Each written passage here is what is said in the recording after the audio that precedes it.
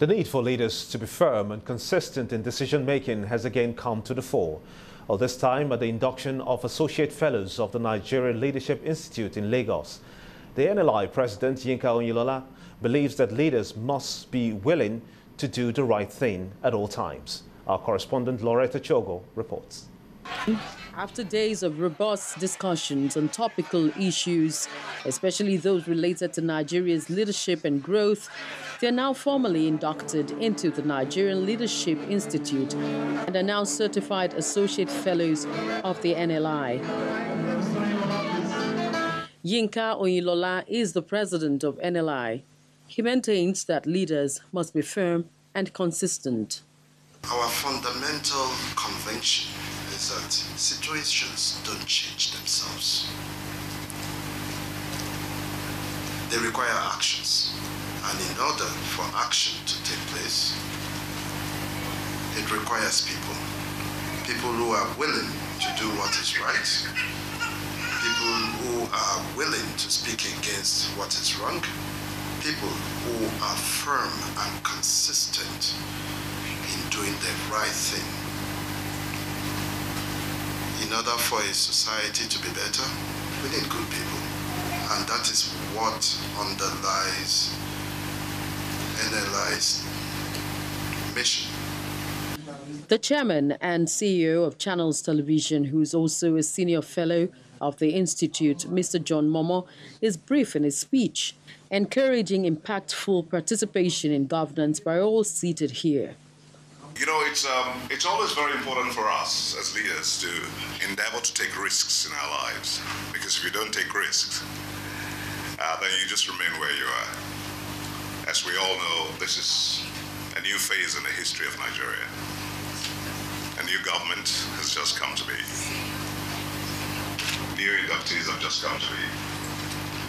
And together we can lift this nation from where it is, pull it back from the brink, and take it to higher heights. With this set of agile and ready to explore young men and women, Nigeria may put its fears to rest on the next set of leaders. Loretta Chogo, Channels Television News. A moment from now, 6 top officials of the Central Bank of Nigeria will be in court to defend their alleged involvement in an 8 billion naira currency theft. Joining the 6 central bank officials in court will be another 16 from various commercial banks who were found to have allegedly conspired with the CBN. All as suspects are currently in the custody of the Economic and Financial Crimes Commission, the EFCC.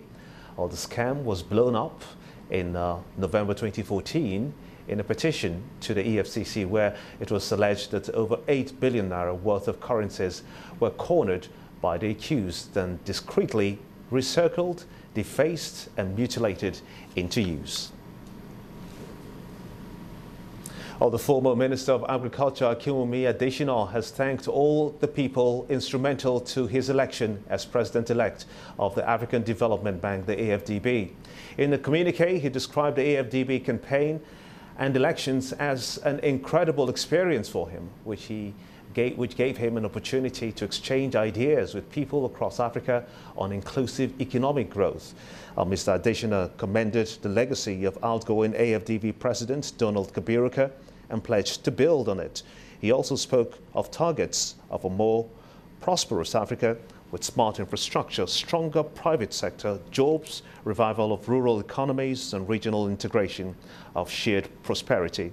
The AfDB President-elect thanked former President Goodluck Jonathan and nominating him and President Muhammadu Buhari for his support. He also appreciated former President Olusegun Obasanjo and other ex-heads of state, including General Yakubu Gowon. Governors who want to make a difference in their tenure do not have to depend on oil revenue. The new governor of Kano State seems to have realized this, as he says that he's expanding the state's revenue base by focusing more on other areas such as agriculture and closing of the loopholes in governance. Governor Abdullahi Ganduje told journalists in Kano that he will not leave Kano State the way he's taken off. Gone are the days when government based all its hope and revenue from oil.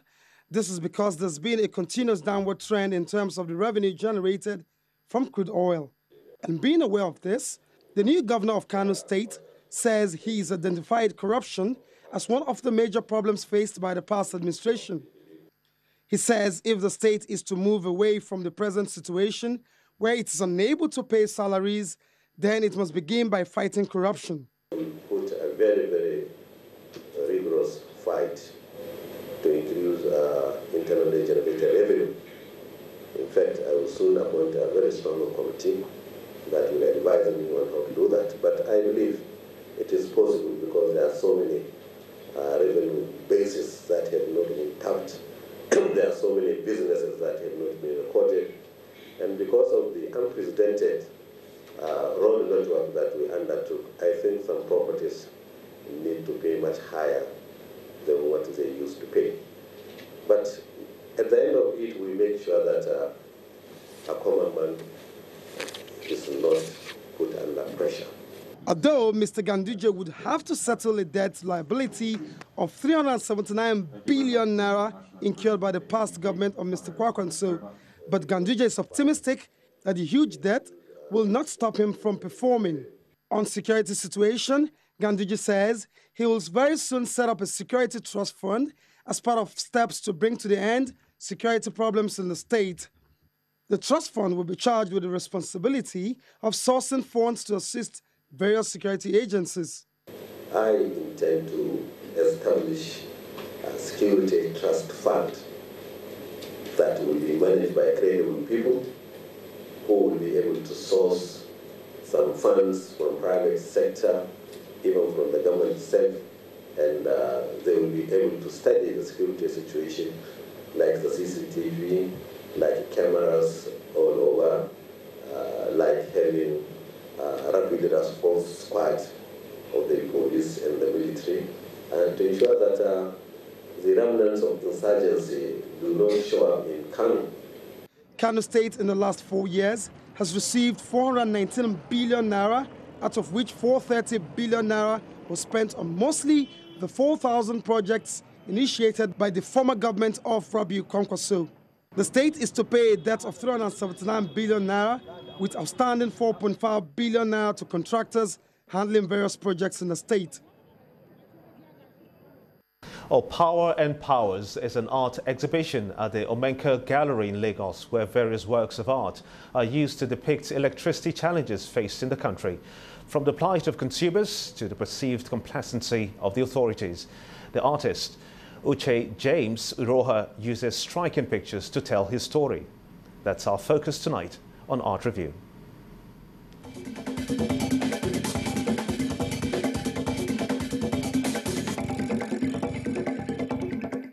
What really is the shocking thing that when you look at the efforts to create the light, we don't see a lot. James Iroha has taken all these emotions and built them into an exhibition titled Power and Powers at the Omenka Gallery in Lagos. The darkness in the hall to the monochrome images on the wall makes it more vivid. Everywhere looks black, capturing those who are saddled with the bills in shackles 1 and 2, to others who can't afford it and try to beat the system in electro-manipulation. Then the vandals add insult to injury. The ones who should be part of the solution to this problem are not left out of this visual talk shop. They sit and stare, doing nothing in enthroned, because staying mum makes them smile to the bank. They can shoot you a 70,000, 60,000 bill for a one-bedroom apartment. Okay, so the people react and you have no choice, you will pay anyways. Okay, so these figures remind us of the KKK. It's a clan, it's a group, it's a system, okay? And they're clothes made of NEPA bills, electricity bills. All of them were stitched together to create these effigies. Those who can afford it take solace in a generator, which could drill a big hole in one's pocket. The smaller ones come with a lot of noise and their emissions have health implications. That piece is called the umbilical mortgage. I mean, we're looking at a situation where a baby shows up in this world as a Nigerian and he's already in trouble of pollution, breathing carbon monoxide from exhaust fumes of generators. His father's resources are depleting because he has to share it with petrol, oil, servicing, and milk. Power is explored from two angles, as electricity and in leadership. For the artist, these gloomy pictures show that everyone has, in one way or the other, contributed to the problem, and they can put heads together to find a solution.